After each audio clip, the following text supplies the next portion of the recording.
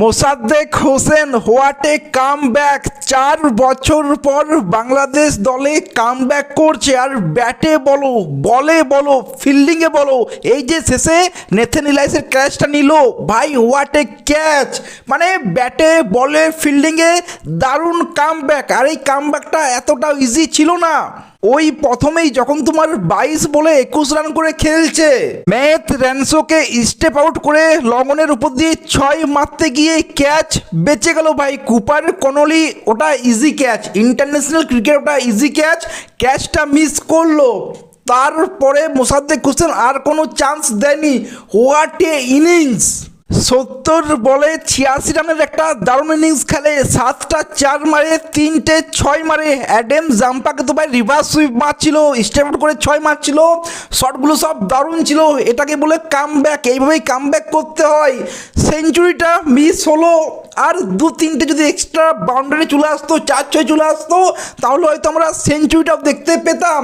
কিন্তু ভাই ব্যাটিংয়ে তো কাম ব্যাক করেই নিয়েছিল, কিন্তু ভাই ও তো অলরাউন্ডার, ওকে বোলিংও কামব্যাক করতে হবে, ফিল্ডিংও কামব্যাক করতে হবে।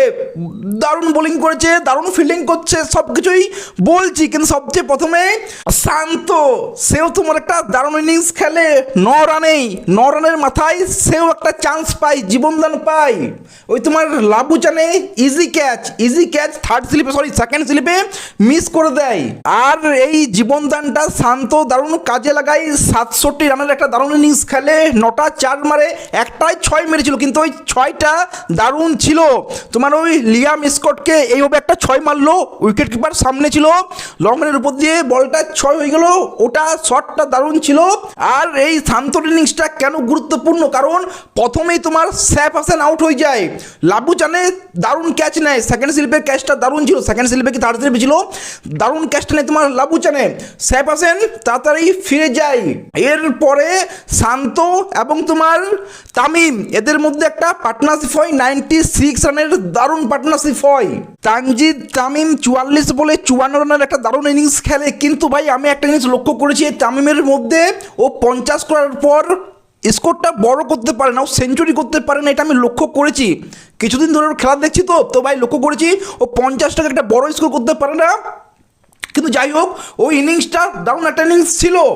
দেন তোমার ও আউট হওয়ার পর লিটন দাসও তাড়াতাড়ি আউট হয়ে যায়, সোজা মারতে যায়, ক্যাচ দিয়ে বসে বোলারকেই। তামিম যখন আউট হয় বাংলাদেশের স্কোর ছিল 16 ওভারে 106 রান। দেন তোমার লিটন দাসও আউট হয়ে যায়, মানে 16 ওভারে 106 রানে 2 উইকেট থেকে 25 ওভারে 140 রানে 4 উইকেট হয়ে যায় বাংলাদেশ। দেন তোমার তৌহিদ হৃদয় এবং মোসাদ্দেক হোসেন দারুণ একটা পার্টনারশিপ করে। কিন্তু ভাই তৌহিদ হৃদয় আমি বলবো খুবই ইনিংসটা তার সোলো ছিল, পার্টনারশিপ দরকার ছিল ঠিক আছে, কিন্তু ভাই তৌহিদ হৃদয়ের ওই ইনিংসটা খুবই সোলো ছিল। আর এখানে আমি দুটো ভুল দেখতে পাচ্ছিলাম, প্রথমে বলে দিয়ে দুটো ভুল কি ছিল। প্রথমে তৌহিদ হৃদয় আমার মনে হয় না ও নম্বর 3 বা নম্বর 4 এই দুটো জায়গায় বেস্ট, কিন্তু শান্ত যখন তোমার নম্বর 3-এ খেলছে তখন তৌহিদ হৃদয়কে 4 নম্বরে খেলা উচিত, লিটন দাসকে 5 নম্বরে খেলা উচিত, যেটা আমার মনে হয়। এবং তোমার ওই সৈফ হাসান তার জায়গায় সমু সরকারকে খেলা উচিত ছিল এবং রিশাদ হোসেনকে খেলা উচিত ছিল। সো এই দুটো ভুল ছিল প্লেইং 11-এ এবং তোমার এই ব্যাটিং পজিশনে, যেটা আমার মনে হয়, বাকিদের আমি জানি না, এটা আমার পার্সোনালি মনে হয়। যাই হোক, তৌহিদ হৃদয় 31 রানে আউট হয়। দেন মেহেদী হাসান মিরাজও কী করলো জানি না, সেও আউট হয়ে গেল। একদিকে মোসাদ্দেক হোসেন সে একাই বাংলাদেশকে এগিয়ে নিয়ে যাচ্ছিল, দারুণ একটা ইনিংস খেলছিল, কিন্তু এক সাইড থেকে উইকেট পড়েছিল। যদিও তোমার শেষে তাসকিন আহমেদ মারলো, 20 রান করলো, একটা 6 আই থিঙ্ক মেরেছিল। বাংলাদেশ 50 ওভার শেষে 284 রানে করতে পারে। এখানে আমি বলবো বাংলাদেশ ইজিলি 300 করতে পারতো। তোমার 16 ওভারেই ওই 2 উইকেট হারিয়ে 116 রান, সেইখান থেকে ভাই 284 রান কেবল তৌহিদ হৃদয় এবং মেহেদী হাসান মিরাজ, এই দুটো ব্যাটসম্যানের জন্য আমার মনে হয় বাংলাদেশ 300 রান করতে পারলো না। মনে হচ্ছিল 15-20 রান শট করে ফেলেছে, 15-20 রান আর হতেই পারতো, যেটা আমার তখন মনে হচ্ছিল। কিন্তু ভাই হোয়াট এ কাম ব্যাক! বাংলাদেশের বোলারদের নিয়ে কোনো প্রশ্ন করাই যায় না, স্পেশালি ফাস্ট বোলারদেরকে নিয়ে দারুণ দারুণ। ওই প্রথম বলেই তাসকিন আহমেদ ভাই ম্যাথিউ শটকে ক্লিন বোল্ড প্রথম বলেই। দেন সেকেন্ড ওভারে মুস্তাফিজুর রহমান এলবিডব্লিউ করে দেয় তোমার লাবুচানে খুবই খারাপ ফর্ম দিয়ে যাচ্ছে, কিন্তু ভাই যদিও ওটা তোমার এম্পায়ার আউট দিয়েছিল না, বাংলাদেশ রিভিউ নিল, দেন দেখা গেল ওটা আউট। প্রথম 2 ওভারেই অস্ট্রেলিয়ার 2টো উইকেট পড়ে যায়। অ্যাকচুয়ালি ওদের পার্টনারশিপই হয় না ভাই, কারণ এরপর অস্ট্রেলিয়ার ক্যাপ্টেন জস ইংলিশ তাকেও নাহিদ রানা আউট করে দেয়। আউট হওয়ার পর অনেক কিছুই কথাবার্তা হলো, ভালো মন্দ খারাপ ভালো একটু কথাবার্তা হলো, কিন্তু আমি এখানে বলবো জস ইংলিশকে যখন আউট হয়ে গেছো তখন চুপ করে বেরিয়ে যাওয়াই বেটার। এটা ক্রিকেট, এটাই ক্রিকেট ভাই, এরকমই হয়। ব্যাটসম্যানরা এটাই সাধারণত করে, আউট হওয়ার পর বেরিয়ে যায়। যাই হোক, নাহিদ রানা তো ভাই নাহিদ রানা, ও 145-146 যেমন বল করে সেরকম অ্যাগ্রেশনও দেখায়, যেটা তোমার ফাস্ট বোলারদের মধ্যে থাকা উচিত। আমি এটা আগেও বলেছি, এখনও বলেছি, যখন তুমি 145-148-150 বল করবে তখন তোমার এরকম একটা অ্যাগ্রেশন থাকা উচিত, যেটা তোমার নাহিদ রানা দেখাচ্ছিল। আমি এখানে বলবো নাহিদ রানা যেটা করছিল ঠিক করছিল, খারাপ না, এরকম অ্যাগ্রেশন থাকা উচিত। এটাই ক্রিকেটের মজা দেয়, মজাটা বাড়ায় ক্রিকেটের। যাই হোক, কুপার কনলি যে তোমার ওপেনিংয়ে নেমেছিল, সে এক সাইড থেকে খেলেই যাচ্ছিল, 35 রান করে ফেলেছিল। দেন ওই যে আমাদের ব্যাটে যে কামব্যাক করেছিল, যে ব্যাটসম্যানটা কামব্যাক করেছিল ব্যাটিংয়ে, বললাম না সে অলরাউন্ডার, বোলিংটা বাকি ছিল, সেই মোসাদ্দেক হোসেন তোমার কুপার কনলি যে তোমার 35 রান খেলছিল তাকেও ক্লিন বোল করে দেয়। ওই শটটা খুবই বাজে বলবো, কাট মারার শট ছিলই না, কাট মারতে গিয়ে ক্লিন বোল্ড হয়, শটটা খুবই বাজে ছিল। দেন এলএস কেরি যে 47 রান করে খেলছিল তাকেও নাহিদ রানা 146 আই থিঙ্ক ছিল, 146 স্পিডে বল করে লিটন দাসের হাতে ক্যাচ দিয়ে বসে সে আউট হয়ে যায়। ওখান থেকেই অস্ট্রেলিয়ার ম্যাচ শেষ বলতে পারো, কারণ অস্ট্রেলিয়ার ক্যাপ্টেন জস ইংলিশ এবং তোমার এলএস কেরি, অস্ট্রেলিয়ার এই দুটো ম্যান ব্যাটসম্যানকে তোমার নাহিদ রানা আউট করে দিয়েছিল। আর কোনো চান্স ছিল না যে অস্ট্রেলিয়া, অ্যাটলিস্ট আমি তো আশা করেছিলাম না যে অস্ট্রেলিয়া এখান থেকে ঘুরে দাঁড়াবে, আর সেটাই হলো।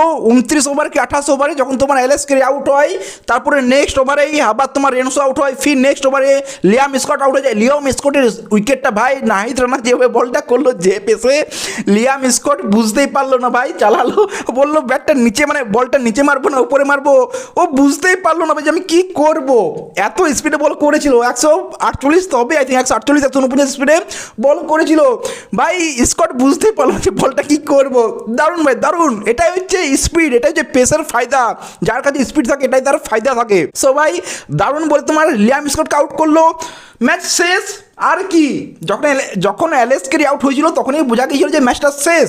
কিন্তু ভাই Nahid Rana what a bowler. অনেকেই বলছিল নাহিদ রানা কেবল পাকিস্তানের সাথে উইকেট নিতে পারে, আর কারোর সাথে নিতে পারে না, কিন্তু ভাই নাহিদ রানা আজকে অস্ট্রেলিয়ার সাথে উইকেট নিল। যারা এটা বলছিলে তারা এইবার কি বলবে আমি তাদের কাছ থেকে জানতে চাই। অনেকেই বলছিল এর সুইং নেই, সুইং মুভমেন্ট নেই, কেবল পেসটাই আছে আর কিছু না, লাইন লেন্থ নেই।